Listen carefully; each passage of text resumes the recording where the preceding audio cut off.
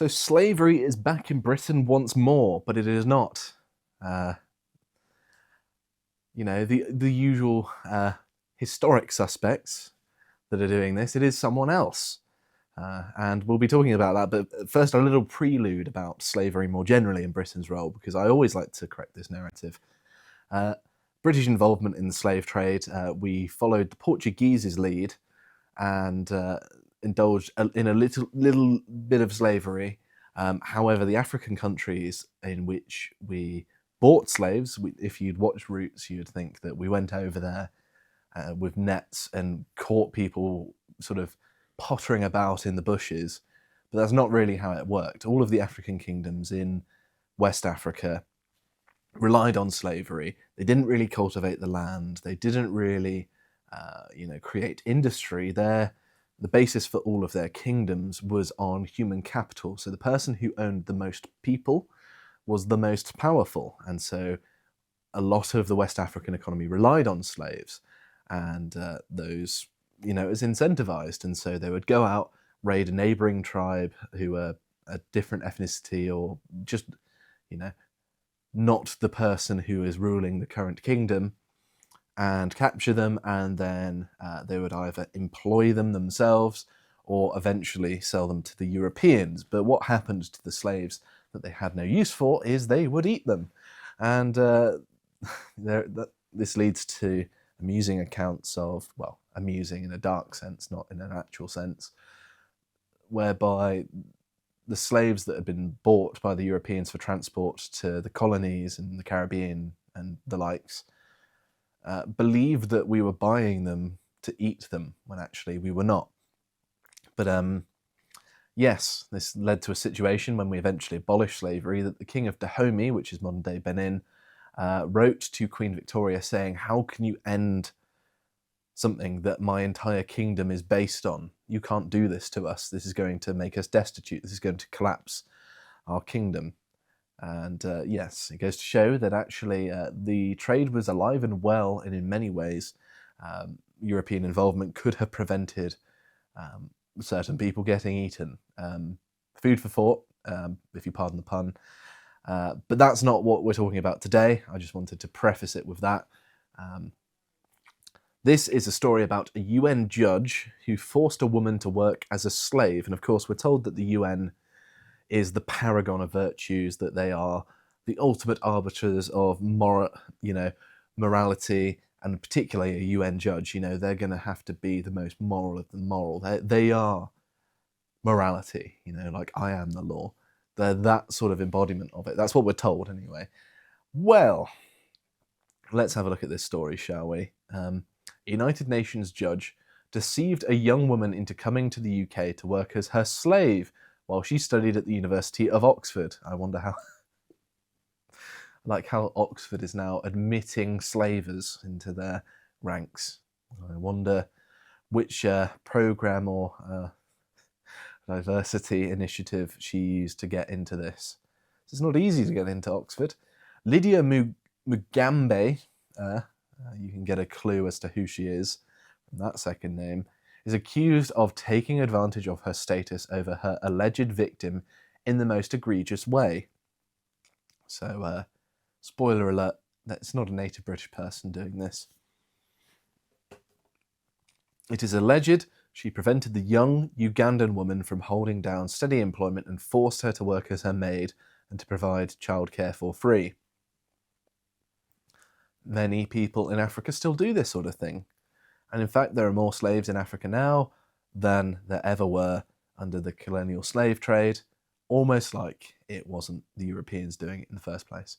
And it carries on to say, Miss Mugambe denies all the 4 charges against her.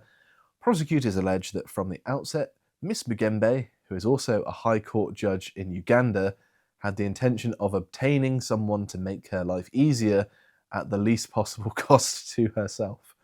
Well done for explaining what slavery is, yes. That's how it works. She is accused of engaging in illegal folly.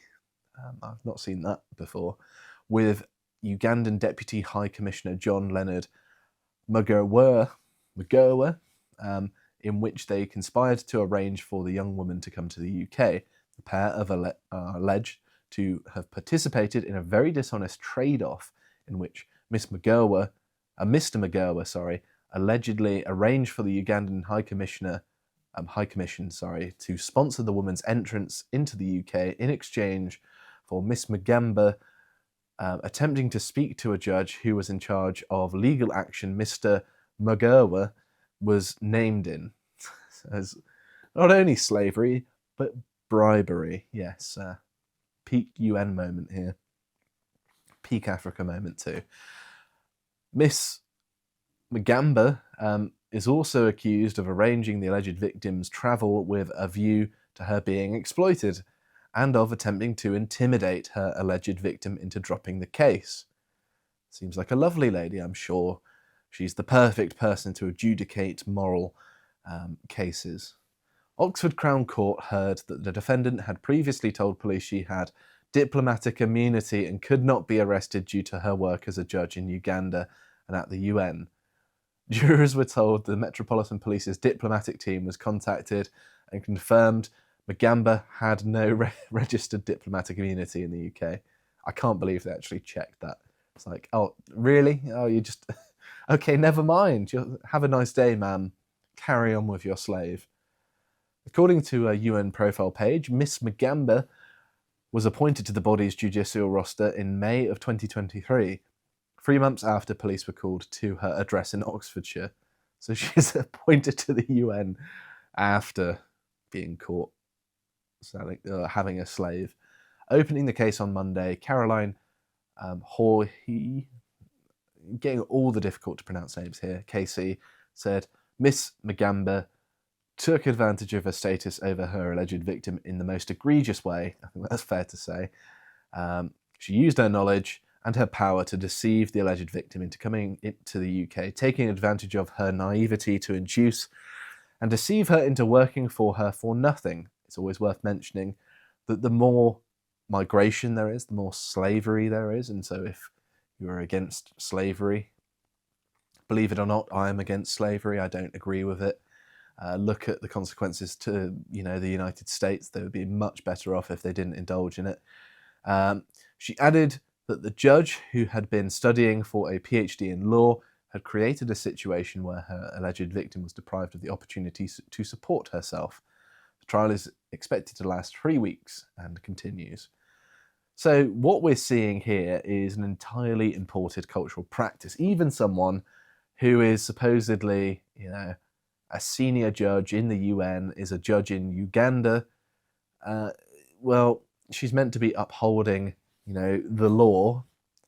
She's lying about the fact she's got diplomatic immunity.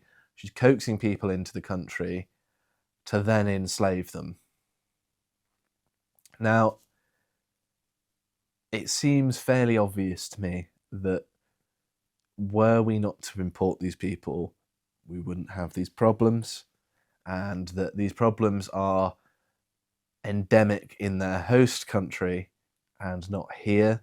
And all we're doing in propping up this migration system is facilitating opportunities for opportunistic foreigners to exploit each other and the native population. Usually the native population, because we have more resources.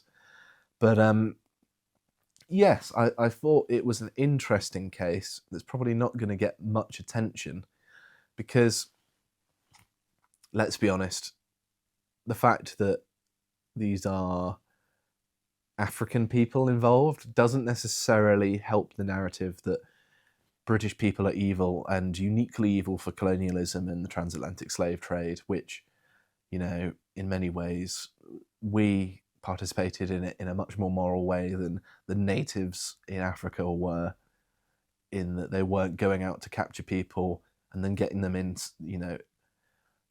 higher numbers than they could possibly support and then resorting to cannibalism. I don't think we really did that. Sure, some of them died in transit, and maybe some of the slave owners didn't treat them well. Sure. But there's real slavery going on. It is not us. Will we hear from the same people that are trying to get reparations? David Lammy, the Foreign Secretary, talking to Caribbean leaders about giving mass amounts of reparations, which he will have to pick off of my dead body. I am not ever going to tolerate paying reparations for slavery. One, because I never indulged in it. Two, because it's going to be extortion, basically. And three, I don't think we really got much money out of it, to be honest. It wasn't a moneymaker. I think at the peak of the British Empire, it accounted for less than 1% of our income. So, I think actually the trade of sheep's wool was more significant to the British economy, off the top of my head, than slavery.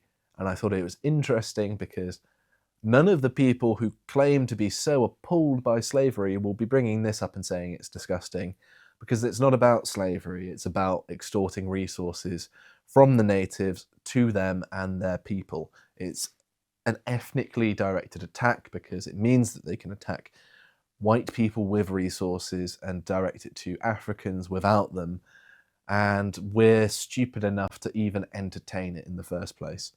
I mean, I'm of the opinion that even if the claim was just and there had been some injustice done here, tangibly with living people, at the end of the day, a country should still put its own people first, even if they've done something wrong.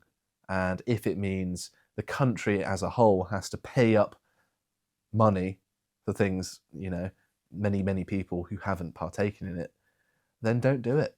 And yes, I suppose this sort of case here goes to show that the UN, more than happy to hire very immoral people. Of course, they're guilty of many, many crimes.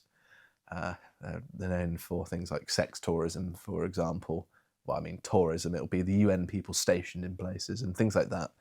Lots and lots of appalling things. They're no arbiter of morality. They are immoral people. And also, you can take an African out of Africa, but as you can see, you can never remove their tendency to want to enslave one another, apparently. And yes, just another case to add to a growing pile of incidences that makes the British people look a little bit better and the people who are trying to extract things from them a little bit worse.